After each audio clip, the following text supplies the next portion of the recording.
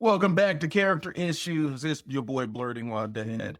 Today's episode of Character Issues, we're going to talk about a character that I feel has been getting disrespected for a long time. And so today we're going to talk about Cyclops. That's what we have on today's Character Issues. So I'll give you a quick rundown. Let's put my boy up on the screen right here. That's my guy right there.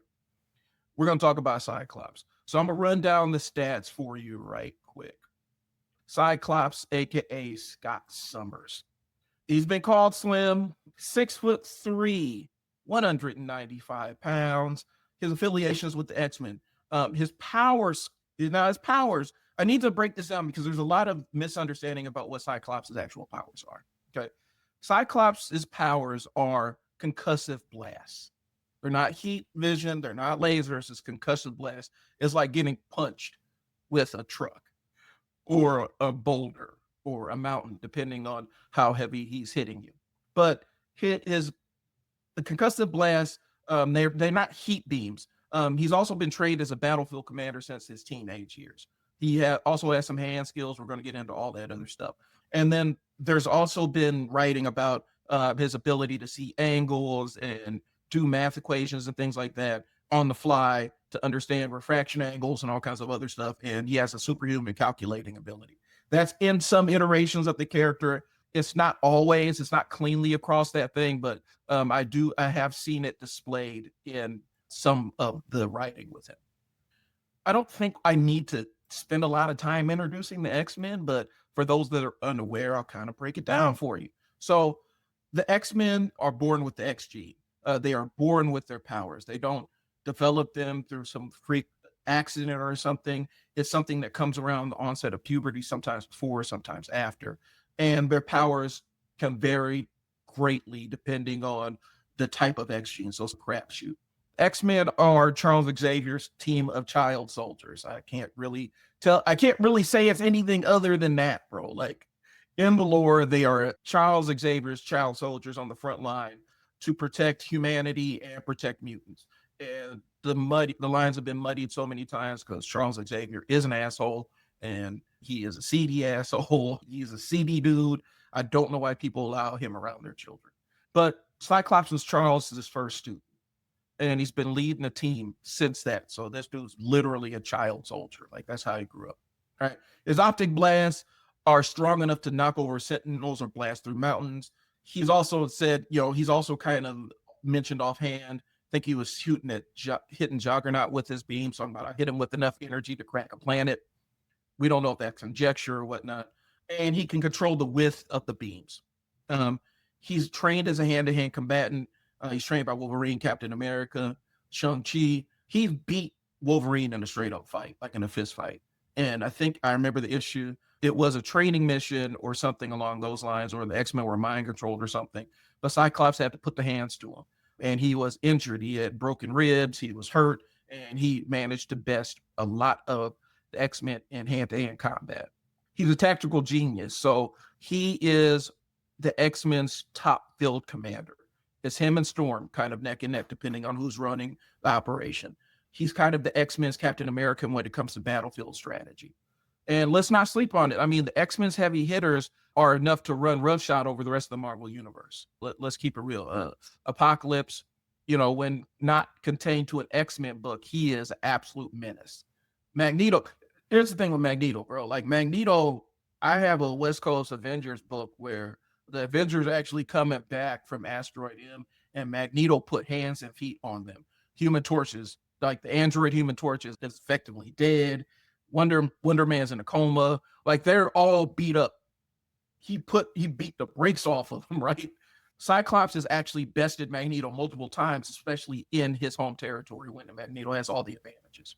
And so let's put some respect on that aspect of it. And they said he's kind of known for running the battlefield like a chessboard, coordinating powers and terrain mid-fight. So he can shift the course of a battle just through the course of calling the shots. And he's outmaneuvered entire teams, including the Avengers. This is the Avengers story at AVX, and this is pre-getting the Phoenix's abilities. So he's flanked the Avengers. His best feats, he's destroyed Apocalypse's celestial ship. He's held open a dimensional rift with his beams. Of course, he's defeated Magneto at Avalon, and this is a huge feat since this is basically, I mean, he beat the Avengers' ass at Avalon. Like, he beat their ass, and I don't think y'all understand me. He beat their ass. Like, he absolutely destroyed them. Defeated Wolverine in hand-to-hand combat, flanked the Avengers, and defeated Professor X under the influence of the Phoenix Force. So here's the thing, and this is one of my main issues with how Cyclops has been presented. The OG X-Men animated series, and I'm not talking about Pride of the X-Men, which was like one episode, which was amazing and dope. I'm not talking about the X-Men that popped up on Spider-Man and His Amazing Friends, where Wolverine had an Australian accent for some reason. And for the longest time, I thought Wolverine was Australian because I didn't know.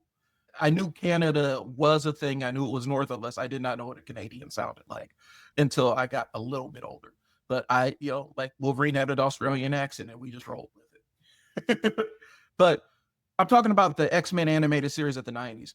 They presented Cyclops as kind of this ineffectual wuss. And it was kind of an antithesis of who he actually is in the comic books. And a lot of people formed their opinions about who Cyclops was based on that iteration of him. I'm going to keep it real with you. Cyclops is who y'all thought Wolverine is in terms of temperament and attitude and breaking the rules and, willing to risk it for a mutant kind and really, like he's down for a mutant kind. And so he's who y'all thought Wolverine was, because Wolverine is more of a straight shooter than Cyclops is in the comic books when they're really writing his character the way that it's been portrayed throughout the years, as opposed to what we've seen on the animated series. In the comic books, he's